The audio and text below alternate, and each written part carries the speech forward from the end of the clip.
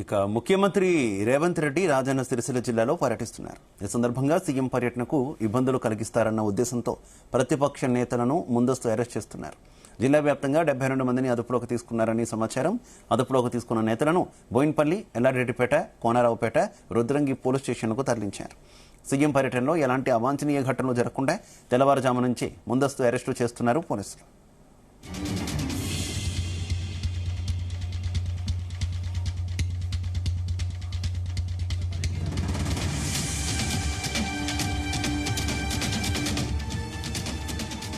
CM పర్యటన నేపథ్యంలో ముందస్తు అరెస్టులకు సంబంధించి మరింత సమాచారం మా కరెస్పాండెంట్ గోపీకృష్ణ అందిస్తారు.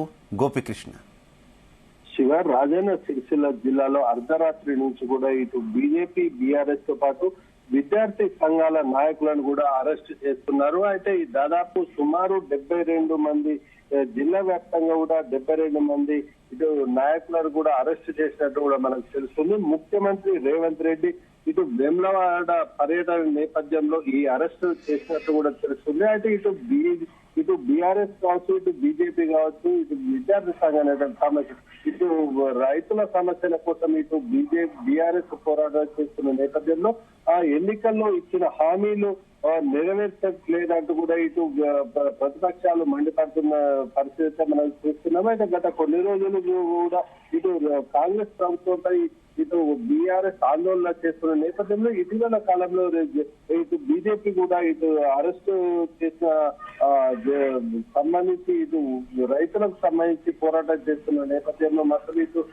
ముఖ్యమంత్రి పర్యటిస్తున్న పరిస్థితుల్లో మాట వారిని అడ్డుకునే ప్రయత్నం చేస్తారని కూడా ఇటు ముందస్తు అరెస్టు చేసినట్టు కూడా తెలుస్తుంది. అయితే ఇటు విద్యార్థుల సమస్యలు కూడా పరిష్కరించేందుకు కూడా రాష్ట్ర ప్రభుత్వం వెనుకంజ వేస్తుందని, విద్యార్థుల ఇటు రియంబర్స్మెంట్ ఫీజు కూడా ఇవ్వకపోవడంతో ఇటు కళాశాలలు కూడా బంద్కు పిలుపునిచ్చి డిగ్రీ కళాశాలలు, పీజీ కళాశాలలు నిరవధిక బంద్ కూడా సమ్మెకు పిలుపునిచ్చాయి. అయితే ఈ నేపథ్యంలో విద్యార్థి సంఘ నేతలు కూడా వారిని అడ్డుకునే ప్రయత్నం చేస్తారని కూడా ఇటు ముందస్తు అరెస్ట్ చేసిన పరిస్థితి ఉంది. అయితే జిల్లా వ్యాప్తంగా కూడా ఇటు సుమారు 72 మందిని అదుపులోకి తీసుకున్న పోలీసులు మాత్రం ఇటు ఆ సమీప ప్రాంత పోలీస్ స్టేషన్ లో కాకుండా ఇటు పక్కబోటి బోయిన్పల్లి, ఎల్లారెడ్డిపేట, కోనరావుపేట, రుద్రంగి పోలీస్ స్టేషన్లకు కూడా ఈ పలు చోట్ల కూడా వారిని అరెస్ట్ చేసి స్టేషన్ కు తరలించినట్టు కూడా మనకు తెలుస్తుంది. అయితే ముఖ్యమంత్రి పర్యటన పూర్తయిన వెంటనే వారిని విడుదల చేసే అవకాశం ఉన్నట్టు కూడా మనకు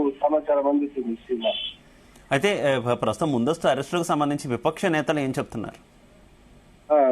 శివ, అయితే విపక్ష నేతలు పూర్తి స్థాయిలో ఏంటంటే కావాలనే తమను ఇళ్లకు నుంచి అర్ధరాత్రి నుంచి కూడా ముందస్తు చలిలో ఉంటున్నప్పటికీ కూడా వారిని పోలీసులు ఇంటికి వచ్చి వారిని అరెస్టులు చేశారని కూడా వీరు మండిపడుతున్నారు. అయితే కాంగ్రెస్ ప్రభుత్వం ఇచ్చిన హామీలు నెరవేర్స్తే తాము ఆందోళనలు కూడా వ్యక్తం చేయము, వ్యతిరేకంగా ఎందుకుంటామని కూడా వీళ్ళు ప్రశ్నిస్తున్న పరిస్థితి కనిపిస్తుంది.